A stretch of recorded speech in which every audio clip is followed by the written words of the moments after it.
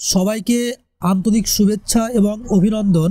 তোমরা সবাই অবগত আছো যে সামনে অর্থাৎ এই বছরেই 2025 সালে একটি পিএসসি থেকে শিক্ষক নিয়োগের একটি নোটিফিকেশন এসেছে।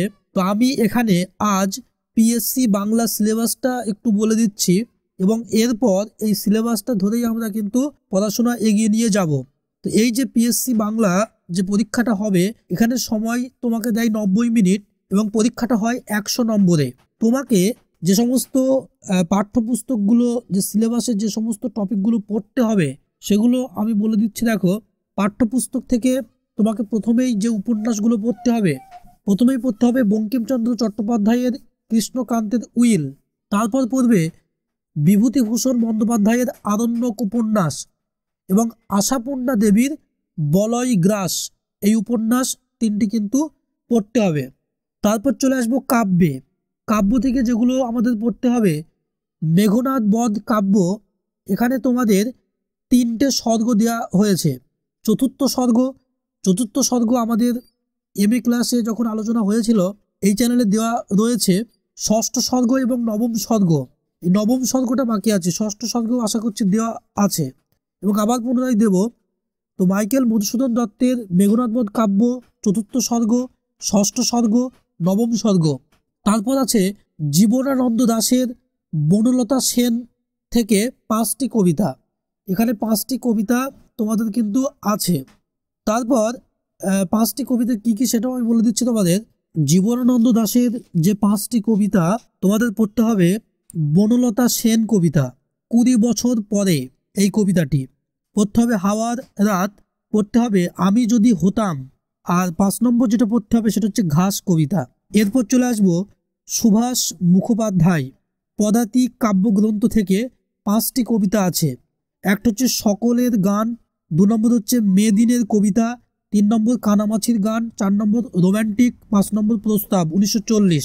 তারপর চলে আসবো কাজী নজরুল ইসলাম, ওনার 2টো কবিতা আছে, বিদ্রোহী বলবীর বল উন্নত মমশির, শির নিহারি আমাদি নতশির ওই শিখর হিমাদ্রির, ওই কবিতাটি।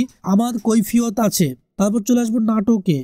এখানে 2টো নাটক দিয়েছে, বিশ্বকবি রবীন্দ্রনাথ ঠাকুরের বিসর্জন নাটক, তারপর দিয়েছে মনোজ মিত্রের নরক গুলজার, এই নাটকটি। তারপর চলে আসবো প্রবন্ধ, কাজী আব্দুল ওদুদ নির্বাচিত প্রবন্ধ। এখানে 5টি প্রবন্ধ দেওয়া হয়েছে।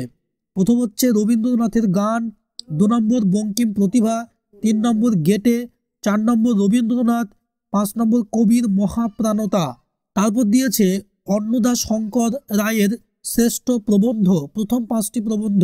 এখানে রয়েছে তোমার জীবন শিল্পী রবীন্দ্রনাথ, ফাউস্ট, কবিগুরু গেটে, সমর ও শান্তি, অন্যতম গুরু টলস্টয়। তারপর চলে আসবো ছোট গল্প। ছোট গল্পে তোমাদের যেগুলো পড়তে হবে, বিশ্বকবি রবীন্দ্রনাথ ঠাকুরের মেঘ ও রৌদ্র, শরৎচন্দ্র চট্টোপাধ্যায়ের কালজয়ী ছোট গল্প মহেশ, মানিক বন্দ্যোপাধ্যায়ের টিচার এবং সৈয়দ মুস্তফা সিরাজ ওনার গাছটা বলেছিল, আর জ্যোতিরিন্দ্র নন্দী গিরগিটি, এটা একটা বড় ছোট গল্প, তবে এটা বেশ যৌনতার একটা ছাপ আছে।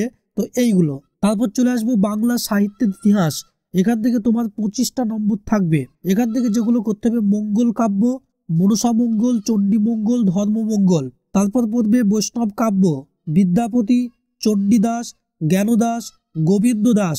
তারপর Fort William college, Ishwarchandra Vidyasagar, Dinabandhu Mitra, Girishchandra Ghosh, Dwijendralal Roy, Pramatha Chowdhury, Satyendranath Dutta. আর বাংলা ব্যাকরণ থেকে থাকবে তোমার 25টা নম্বর, সন্ধি, সমাস, প্রত্যয়, কারক ও বিভক্তি, পদ পরিবর্তন, লিঙ্গ পরিবর্তন, অশুদ্ধি সংশোধন, আর হচ্ছে তোমার এক কথায় প্রকাশ। তাহলে এই তোমার পাঠ্য বই যেটা আছে, এই উপন্যাস, কাব্য, নাটক, প্রবন্ধ, ছোট গল্প, এগুলো থেকে থাকছে তোমার 50টি নাম্বার। ঠিক আছে, বাংলা সাহিত্য থেকে থাকছে 25টা নাম্বার, আর বাংলা ব্যাকরণ থেকে থাকছে 25টা নাম্বার। তো টোটাল হচ্ছে 100-র মধ্যে পরীক্ষা। সময় তোমার 1 ঘন্টা 30 মিনিট। এটা হচ্ছে পিএসসি, ডব্লিউবিপিএসসি বাংলা বিষয়ের সিলেবাস। ধন্যবাদ।